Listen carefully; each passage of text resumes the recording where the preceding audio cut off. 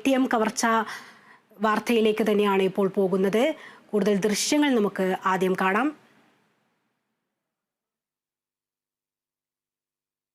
കവർച്ചാ സംഘം തമിഴ്നാട്ടിൽ നിന്നാണ് പിടിയിലായിരിക്കുന്നത്. നാമക്കലിൽ നിന്നാണ് സംഘത്തെ തമിഴ്നാട് പോലീസ് പിടികൂടിയിരിക്കുന്നത്. ഇതിനിടയിൽ വലിയൊരു ഏറ്റുമുട്ടലും നടന്നിട്ടുണ്ടായിരുന്നു. ഒരാൾ കൊല്ലപ്പെടുന്ന ഒരു സാഹചര്യം ഒക്കെ ഉണ്ടായിരുന്നു.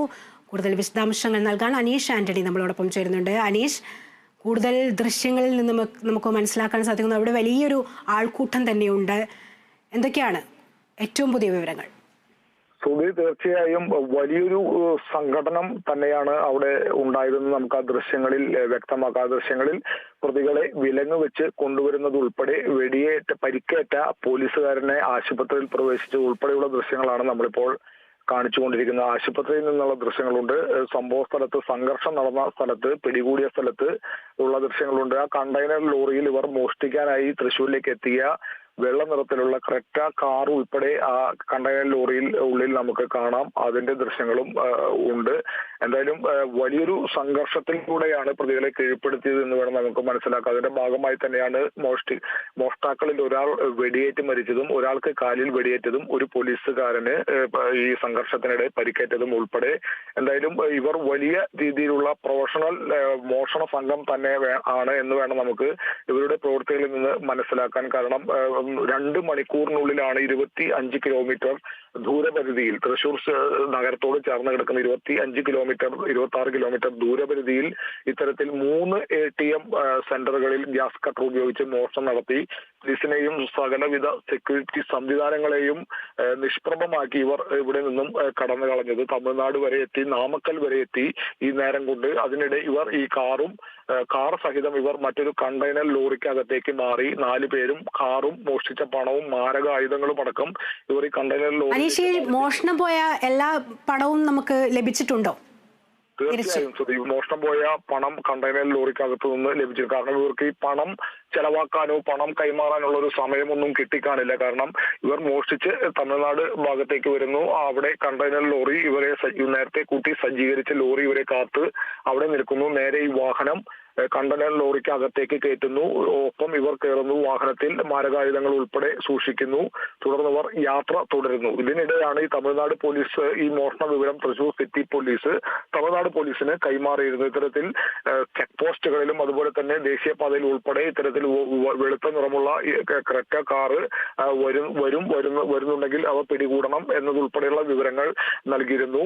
അതിന്റെ അടിസ്ഥാനത്തിൽ ഈ മോഷണം നടന്ന പുലർച്ചെ മുതൽ തന്നെ തമിഴ്നാട് പോലീസ് വ്യാപകമായി റോഡുകളിലും മറ്റും, തമിഴ്നാട്ടിലെ റോഡുകളിലും മറ്റും പരിശോധന നടത്തി വരികയായിരുന്നു. അപ്പോൾ Thrissur city police Tamil Nadu police നൽകിയ കൃത്യമായ വിവരത്തിന്റെ അടിസ്ഥാനത്തിലാണ് ഇവരെ പിടികൂടാനായത് എന്നത് വേണം നമുക്ക് മനസ്സിലാക്കാൻ. കാരണം ഈ കണ്ടെയ്നർ ലോറി സഞ്ചരിക്കുന്നതിനിടെ ഇവർക്ക് വിനയായത് ഈ വാഹനം ലോറി മറ്റൊരു വാഹനത്തിൽ തട്ടിയതിനു ശേഷം ഇവർ നിർത്താതെ പോയി. ഉടൻ പോലീസിന് വിവരം കിട്ടി.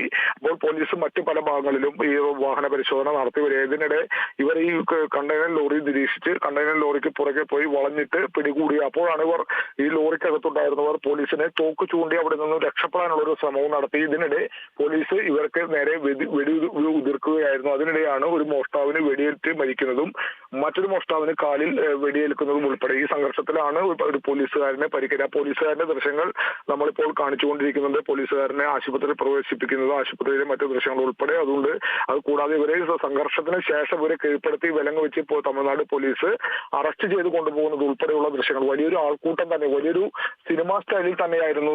സിനിമാ സ്റ്റൈൽ എന്ന് വേണം നമുക്ക് ഇതിനെ പറയാം. സിനിമാ സ്റ്റൈലിൽ തന്നെയാണ്, വലിയൊരു സംഘട്ടനത്തിലൂടെയാണ് പ്രതികളെ കീഴ്പ്പെടുത്തിയത് എന്ന് തന്നെ നമുക്ക് പറയാം. ഇനി അനീഷ്, ഇനിയുള്ള നടപടിക്രമങ്ങൾ എന്താണ്? ഈ പ്രതികളെ ഇനി കേരളത്തിലേക്ക് എത്തിക്കേണ്ടതുണ്ട്. അതുപോലെ തന്നെ ഇവർക്ക് പിന്നിൽ ഏതെങ്കിലും സംഘങ്ങളുണ്ടോ? അത്തരത്തിലുള്ള അന്വേഷണമൊക്കെ നടക്കേണ്ടതുണ്ടല്ലോ. തീർച്ചയായും പ്രതികളെ കേരളത്തിലേക്ക് എത്തിക്കേണ്ടതുണ്ട്. മാത്രമല്ല വെടിയേറ്റ് മരിച്ച ആളുടെ മറ്റു നടപടിക്രമങ്ങൾ നടത്തേണ്ടതുണ്ട്. ഇവർ ഹരിയാനക്കാരാണെന്നാണ് വിവരം. സ്വാഭാവികമായും അന്വേഷണം ഹരിയാനയിലേക്ക് പോകേണ്ടി വരും. ഇവർ ഈ തൃശ്ശൂരിൽ ഈ 3 ATM മാത്രമാണോ തകർത്തിട്ടുള്ളത്, അതോ ഇവരുടെ കൂടെ മറ്റു വലിയൊരു സംഘം വന്ന് മറ്റു പല സ്ഥലങ്ങളിലും മറ്റു വലിയ മോഷണങ്ങൾ നടത്തിയിട്ടുണ്ടോ, അല്ലെങ്കിൽ മോഷണത്തിന് പദ്ധതി ഇട്ടിട്ടുണ്ടോ എന്നത് ഉൾപ്പെടെയുള്ള കാര്യങ്ങൾ അന്വേഷിക്കേണ്ടിയിരിക്കുന്നു. ഈ വാഹനം എവിടെയാണ്, ഈ രക്ഷപ്പെടാൻ സഹായിച്ച ഈ കണ്ടെയ്നർ ലോറി എവിടെയുള്ളതാണ്, അതുമായി ബന്ധപ്പെട്ടുള്ള വിവരങ്ങൾ തേടേണ്ടതുണ്ട്. കണ്ടെയ്നർ ലോറി ഓടിച്ചിരുന്ന ഒരാളും സഹായം ഉൾപ്പെടെ 6 പേരെയാണ് പിടികൂടിയത്. അതിൽ ഒരാൾ വെടിയേറ്റ് മരിച്ച നിലയിലായിരുന്നു. എന്തായാലും ഒപ്പം ഈ ലോറി കൊണ്ടുവന്നവർക്ക് വേണ്ട സഹായങ്ങളെല്ലാം ചെയ്തു കൊടുത്ത ലോറിയുടെ കമ്പനി അതുപോലുള്ള കാര്യങ്ങൾ വലിയൊരു അന്വേഷണം തന്നെ വേണ്ടി വന്നേക്കും. അതിനുള്ള നടപടിക്രമങ്ങൾ ഇനി ഒരുപാട് പൂർത്തീകരിക്കേണ്ടതുണ്ട്. പ്രതികളെ തൃശ്ശൂരിലേക്ക് കൊണ്ടുവരേണ്ടതുണ്ട്, ചോദ്യം ചെയ്യേണ്ടതുണ്ട്, തെളിവെടുപ്പ് നടത്തേണ്ടതുണ്ട്. തുടർന്ന് വലിയൊരു നിയമ പ്രോസസ്സ് ഇനി നടക്കേണ്ടത്. എന്തായാലും വലിയൊരു സംഘർഷത്തിലൂടെയാണ് കീഴ്പ്പെടുത്തിയതെന്ന് നമുക്ക് ആ ദൃശ്യങ്ങളിൽ മനസ്സിലാക്കാം. നിരവധി ആളുകളാണ് ഈ സ്വാഭാവികമായി നമുക്കറിയാം, ഒരു വെടിവെപ്പൊക്കെ ഉണ്ടാകുമ്പോൾ ആളുകൾ ഭയന്ന ആളുകൾ തടിച്ചുകൂടും. അത്തരത്തിലൊരു സംഘർഷത്തിലൂടെയാണ്, സിനിമ സ്റ്റൈലിലുള്ള സംഘർഷത്തിലൂടെയാണ് ഈ കണ്ടെയ്നർ ലോറി തടയുന്നതും ഈ പ്രതികളെ പിടികൂടുന്നതും ഇവരെ അറസ്റ്റ് ചെയ്യുന്നതും എല്ലാം. ആ പ്രതികളെ ഇപ്പോൾ തമിഴ്നാട് പോലീസിന്റെ കസ്റ്റഡിയിലാണ്. തൃശൂർ പോലീസ് ഒരുപക്ഷെ തമിഴ്നാട്ടിലേക്ക് പുറപ്പെട്ട് കാണും.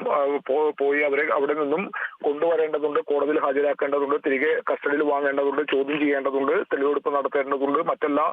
ഒരു പിടി നിയമ നടപടികൾ ഇനി ബാക്കിയുണ്ട്. എന്തായാലും മോഷണം നടന്നു, ഇത്രയും വലിയൊരു മോഷണം നടന്ന 65 ലക്ഷം രൂപ 3 ATMകളിൽ നിന്നായി തകർത്ത് മോഷ്ടിക്കപ്പെട്ട രൂപയും പ്രതികളെയും ഉൾപ്പെടെ പിടികൂടിയിരിക്കുന്നു. മണിക്കൂറുകൾക്കകം, എടുത്തു പറയേണ്ട ഒരു കാര്യം, മണിക്കൂറുകൾക്കകം പിടികൂടി എന്ന് വേണം നമുക്ക് പറയാൻ.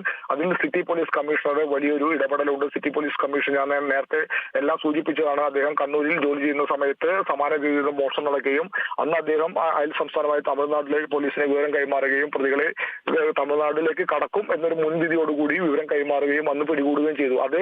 അതേ ഒരു ട്രിക്ക് തന്നെയാണ് ഈ മോഷണ സമയത്തും Thrissur city police commissioner R. Ilango സ്വീകരിച്ചത്. മോഷണം നടന്ന ഉടനെ പ്രതികൾ തമിഴ്നാട്ടിലേക്ക് കടക്കാനാണ് സാധ്യത എന്നുള്ള ദീർഘവർഷത്തോടെ തമിഴ്നാട് പോലീസിന് വിവരം കൈമാറുകയും അത്തരത്തിലുള്ള ഒരു അലേർട്ടിന്റെ ഭാഗമായിട്ടാണ് ഇത്രയും പെട്ടെന്ന് ഈ പ്രതികളെ പിടികൂടാനായത്. ശ്രുതി, വ്യക്തമാണ്. അനീഷ് സൂചിപ്പിച്ചതുപോലെ തന്നെ സിനിമാ സ്റ്റൈലിലുള്ള ഒരു സംഘടന തന്നെയാണ് നടന്നത്. നമുക്കറിയാം, ദൃശ്യങ്ങളിൽ കാണാൻ സാധിക്കുന്നുണ്ട്. സംഭവ സ്ഥലത്തു നിന്നുള്ള ദൃശ്യങ്ങളും അതുപോലെ തന്നെ ആശുപത്രിയിൽ നിന്നുള്ള ദൃശ്യങ്ങളാണ് നമ്മൾ ഏറ്റവും പുതുതായി നമ്മൾ കാണിച്ചുകൊണ്ടിരിക്കുന്നത്.